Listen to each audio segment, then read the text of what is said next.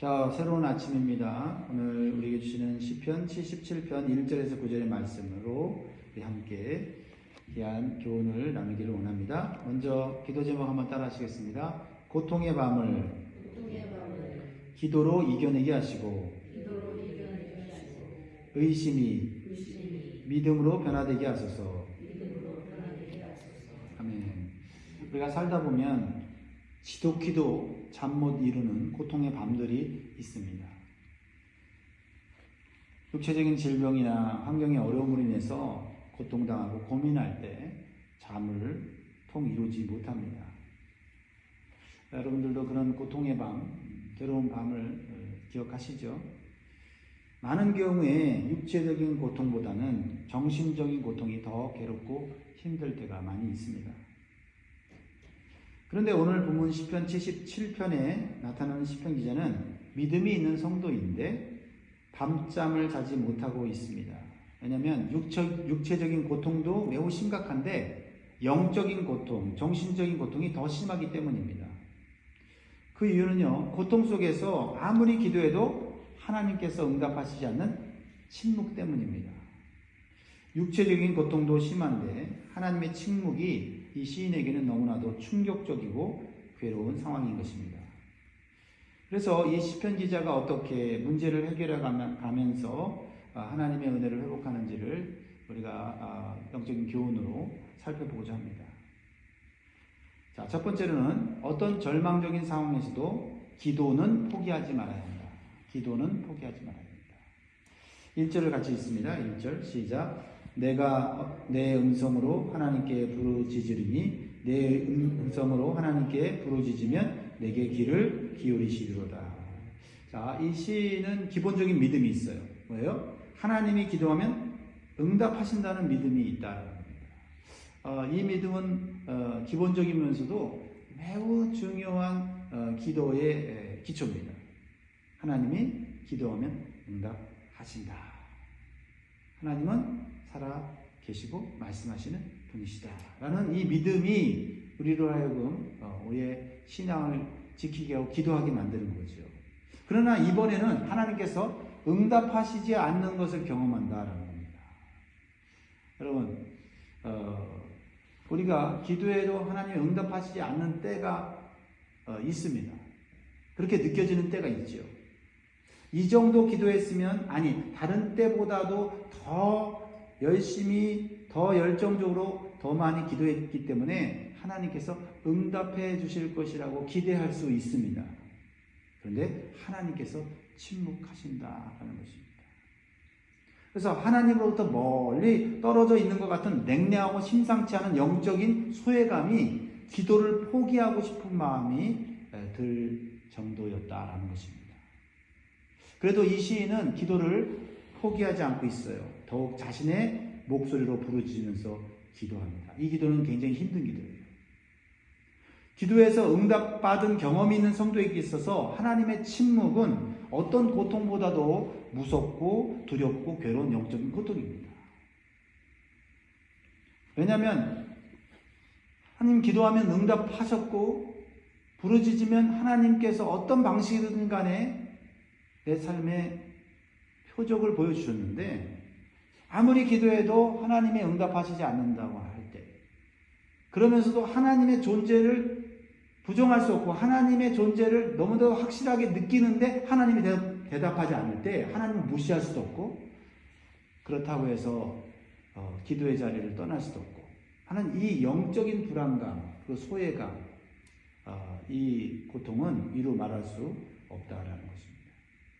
그래서 뭔가 잘못됐구나, 하나님과의 관계 속에서 뭔가 잘못됐구나 하는 이 엄청난 이 영적인 갈등, 그리고 냉랭함, 이런 어떤 좌절 속에서 기도가 무의미하게 느껴지는 때가 있다라는 겁니다. 그러나 이 시인을 통해서 배울 수 있는 것은 기도조차 절망적인 상황에서 기도를 포기하지 않고 스스로 공허하게 느껴지는 기도를 침묵하신 하나님께 몸부림치면서 부르짖고 있다는 거예요. 그런데 하나님은 침묵하시면서도 이 시인의 기도를 다 듣고 계시다라는 겁니다. 그러므로 우리는 어떤 절망 속에서도 기도는 절대 포기하지 말아야 하겠습니다. 이 기도가 마지막 소망이고 생명줄이기 때문에 그렇습니다.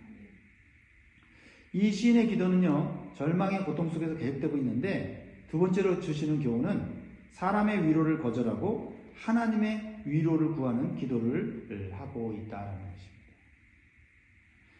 2절을 봅니다. 나의 환난 날에 내가 주를 찾았으며 밤에는 내 손을 들고 거두지 아니하였으며 내 영혼이 위로받기를 거절하였도다. 그러니까 이 시인은요, 이미 이 세상에 누군가로부터 위로받고 힘을 얻는 단계를 이미 지나간 거예요. 그만큼 극심한 고난에 처해 있고 사람의 위로로는 만족이 안 되는 그런 상태. 그러니까 오직 하나님의 위로만이 필요한 상태. 그래서 사람의 위로를 거절하고 있어요.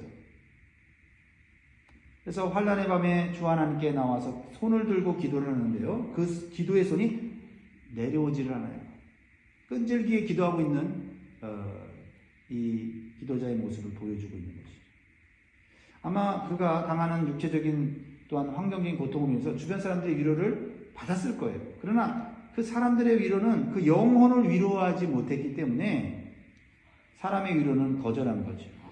오직 자신의 영적인 고통과 고민을 알지 못하는 사람들의 위로의 말이 더욱 상처를 주고 알지 못하는 그 조언이 깨닫지 못하고 나한테 하는 어쨌든 하는 충고가 더 아픔을 주었다는 거죠. 욥기에 보면 자신이 고난받는 이유를 알지 못하는 욥에게 새 친구가 찾아와서 진심으로 위로함답시고 했던 그 조언과 충고가 더욱 욥을 괴롭게 하고 가중된 고통 속에 빠지게 한 것을 우리는 성경을 통해서 알고 있습니다.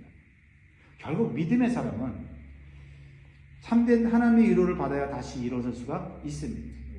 그러므로 고통 가운데 사람의 위로를 구하는 데 시간 낭비하지 말고 오직 하나님의 위로를 구하기 위해서 더 간절히 기도할 수 있기를 바랍니다. 고린도후서 1장 3절에 4절에 보면 찬송하리로다 그는 우리 주 예수 그리스도의 하나님이시요 자비의 아버지시요 모든 위로의 하나님이시며 우리의 모든 환난 중에서 우리를 위로하사 우리로 하여금 하나님께 받는 위로로서 모든 환난 중에 있는 자들을 능히 위로하게 하시는 이시로다. 결국 내가 겪고 있는 환난을 극복하게 하는 것은 하나님의 위로뿐이다 하는 것을 기억하시기 바랍니다. 세 번째로 나의 감정과 생각을 하나님께 솔직하게 쏟아내는 기도를 해야 합니다. 3절을 봅니다. 내가 하나님을 기억하고 불안하여 근심하니 내 심령이 상하도다. 시인은 하나님 때문에 불안하고 근심이 된다고 솔직하게 고백을 해요. 하나님을 기억한다는 것은 이전에 하나님께서 고통 중에 기도하면 응답받았던 그런 기억이 있는데 이번에는 하나님께서 침묵하고 계시니까 불안하고 근심하는 마음이 생긴 것입니다. 그래서 심령이 상하게 된 거예요. 이 시인에게 육체적인 고통은 하나님께서 말씀만 하시면 견딜 수 있는 믿음이 있어요. 육체적인 고통이 좀 지속될 수 있다라고 또는 내 삶의 문제가 아직 해결되지 않을 수 있다라고 생각을 하고 있어요. 근데 그것은 견딜 수 있다는 거예요. 하나님이 응답만 해주면은 그는 얼마든지 견뎌보겠다라는 것이죠. 그런데 하나님께서 어떤 응답도 안 주시니까 너무나도 불안하고 마음이 고통스러운 거예요. 그러니까 누구 때문에 고통스러운 거예요? 하나님 때문에. 사람 때문이 아니라 사람 때문에 받는 고통이 있고 환경 때문에 받는 고통이 있는데 그 고통보다 더 큰 게 하나님 때문에 좌절하는 거예요. 하나님 예전에 내가 하나님과 함께 동행하면서 기도할 때 하나님께서 이렇게 응답해 주시지 않았습니까? 하는 그 기억이 있는데 이번에는 하나님이 침묵하시는 거죠. 그러니까 하나님께 상처를 받는 거예요. 그러니까 너무나 불안하고 너무나 두려운 것입니다. 그러니까 한마디로 말하면 기도를 하면 할수록 상처를 받는 거예요. 상처를 받는 거예요. 그래서 시인이 이렇게 고백하죠. 자신의 입에서 기도가 나오지 않는 매우 괴로운 상태에 이르게 됐다. 이렇게 말해요. 기도하고 있는데 기도가 안 나와. 4절에 주께서 내 눈꺼풀을 붙으셨으니 내가 괴로워 말할 수 없나이다. 이 고통의 원인은 주님이라고 말하고 있는 거죠. 사람이 너무 힘들면 힘들다는 말조차 하지 못하지요. 너무 아프면 아프다는 말도 안 나와요. 진짜 아플 땐 그렇죠. 말하기도 싫고요. 그래서 말할 말도 안 나와요. 그래서 지금 이 시인은 주님을 원망하는 마음이 들어오기 시작합니다. 주께서 내 눈꺼풀을 보태셨다는 것은 잠을 잘 수가 없는 거예요. 그만큼 마음의 평안이 깨진 겁니다. 그래서 자신이 잠을 자지 못하는 불안과 근심의 원인이 하나님께 있다고 자신이 느껴지는 그 감정, 그 생각을 그대로 그냥 쏟아내고 있는 거예요. 그런데요, 하나님께서는 우리가 하나님을 원망하는 말을 다 들으십니다. 그러므로 여러분들 때때로 왜 하나님께서 이렇게 하시지? 하나님 와임이 왜 납니까? 라고 하는 것이 어떻게 보면 불경스럽게 느껴져서 차마 말하지 못하고 끙끙 앓을 때가 있죠. 그러지 말고 하나님께 하시라는 거죠. 하나님 다 들으신다는 겁니다. 그런 마음을 쏟아내야 그 다음 단계로 갈 수가 있는 거지요. 그런데 어떤 마음으로 하느냐에 따라서 그 원망의 말이 죄가 될 수도 있고 솔직한 감정을 하나님께 토로하는 것이 될 수 있다는 거죠. 이건 구별을 해야 되죠. 민수기에 보면 가데스 바네아에서 가나안 땅을 눈앞에 두고 정탐꾼들이 돌아오는데 10명의 정탐꾼들이 부정적인 보고를 합니다. 그러자 그 부정적인 말을 들은 이스라엘 백성들이 하나님을 불신하게 돼요. 그리고 불평과 원망을 쏟아냅니다. 그러면서 하나님의 능력과 존재를 무시해요. 이것은 불경한 죄입니다. 이러한 불평과 원망은 하나님의 진노를 살 수밖에 없어요. 그러나 하나님의 자비와 공의를 구하면서 하나님의 뜻을 알 수가 없고 너무 고통스러워서 솔직한 감정을 쏟아놓는 것은 하나님께서 받아주신다라는 것입니다. 여러분의 속에 있는 것을 하나님 앞에 다 쏟아낼 수 있기를 바랍니다. 그러나 하나님이 이것을 받아주신다는 믿음으로 해야 될 줄 믿습니다. 네 번째로는요, 기도가 안 나와도 기도의 자리에 있어야 합니다. 사실 이 시인의 불안과 근심의 원인이 하나님께 있는 것이 아니라 이 시인의 마음속에 들어온 의심에서 온 거거든요. 자신이 하나님에 대해서 자신의 경험과 지식에 의해서 판단함으로 오는 의심인 거죠. 과거에 하나님께 기도하면 응답하셨는데 왜 이번에는 기도하는데, 아니 더 많이 기도하는데 응답하지 않으시는가 하면서 자신의 때에 하나님의 응답이 안 이루어지니까 불안과 어떤 이 두려움의 감정이 자신에게 들어온 거예요. 그리고는 하나님께서는 나를 멀리 떠나셨다, 심지어 나를 버린 것 같다라는 의심이 들어온 거죠. 그래서 이제는 더 이상 기도를 할 수 없는 상태가 된 거예요. 그래서 4절에 하반절에 보면 내가 괴로워 말할 수 없나이다. 의심이 들어오니까 하나님께 말을 할 수가 없고 기도할 수가 없는 거죠.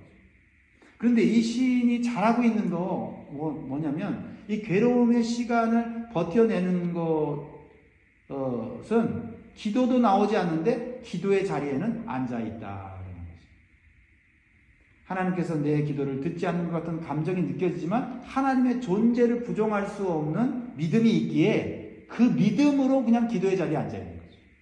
하나님이 내가 잘못해서 이렇게 하시는 건가? 이제 도저히 용서받을 수 없어서 이제 하나님 나를 버리시는가 하는 생각이 들면서도 하나님이 이 문제를 해결하지 않으면 나는 죽는다고 하는 하나님의 주권, 하나님의 어떤 그 섭리, 그런 것들을 붙잡고 그 자리에 앉아 있는 거예요. 마치 엄마가 어린 자녀의 잘못에 대해서 매몰차게 혼을 내는데도 이 어린 자녀는 울면서도 어떻게 해요? 엄마의 치맛자락을 붙잡고 있는 것과 같은 모습이죠. 그래서 네 번째로는 기도가 안 나와도 기도의 자리에 꿋꿋하게 앉아 있을 때 소망이 있다라는 것입니다. 소망이 있다는 것입니다. 여러분, 그래서 기도가 안 된다고 너무 쉽게 자리를 털고 일어나서는 안 됩니다. 하나님께서 말씀하지 않는 이유는 잘 모르겠지만 하나님께서 계시다는 믿음으로, 또 하나님이 내 삶을 주관하고 계시다는 믿음으로 그 자리에서 하나님의 침묵을 견뎌낼 때 시간이 흘러 하나님의 뜻을 알게 될 수 있는 줄 믿습니다. 그런데 마음속에 들어온 하나님에 대한 의심이 들어올 때 그 의심이 확장되지 않도록 조심해요. 지금 이 시인은 하나님께서 자신의 기도에 침묵하는 시간이 길어지니까 온갖 불필요한 의심의 생각이 본물처럼 들어오는 것을 지금 경험하고 있어요. 이것은 사단에게 틈을 주고 있는 거예요. 생각의 문을 사단에게 활짝 열어준 것입니다. 자, 시인이 어떻게 지금 의심하고 있어요? 6가지나 말하고 있어요. 6가지. 7절부터 9절이세요. 9절입니다. 볼까요? 주께서 영원히 버리실까? 버리실까도 아니고 영원히 버리실까? 다시는 은혜를 베풀지 아니하실까? 주의 인자하심이 영원히 그쳤는가? 주의 약속도 영원히 폐하였는가? 하나님이 그가 베푸실 은혜를 잊으셨는가? 노하심으로 그가 베푸실 긍휼을 그치셨는가 하였나이다. 이거는 지나친 상상이죠. 하나님에 대해서 너무나 속단하고 있는 시인의 모습을 보여주고 있습니다. 이러한 잘못된 생각에서 빠져나와야 기도가 다시 회복될 수가 있습니다. 이것은 사단에게 틈을 주었기 때문에 이 원망의 의심이 또 동물처럼 지금 그 내면 속으로 지금 들어오고 있는 상황인 것이죠.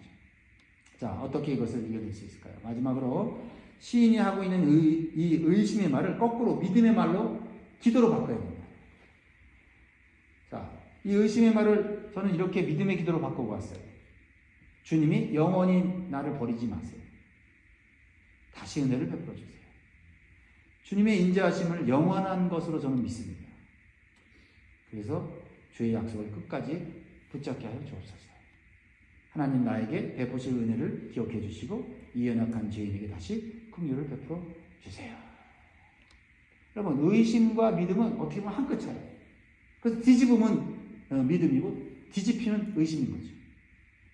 이제 시인은 시편 77편의 후반부인 10절 이후에는 하나님께서 과거에 행하신 놀라운 일들을 다시 기억하면서 믿음과 소망이 회복되는 모습을 보여줍니다. 내일의 말씀인데 오늘 우리에게 주신 교훈을 마음에 새기면 좋겠습니다. 사랑하는 성도 여러분, 삶의 고통이 찾아와서 잠을 이루지 못하는 밤에 우리는 믿음의 손을 내려놓아서는 안 된다는 것입니다. 솔직한 감정을 하나님께 쏟아내는 기도, 하나님 들으신다는 거죠.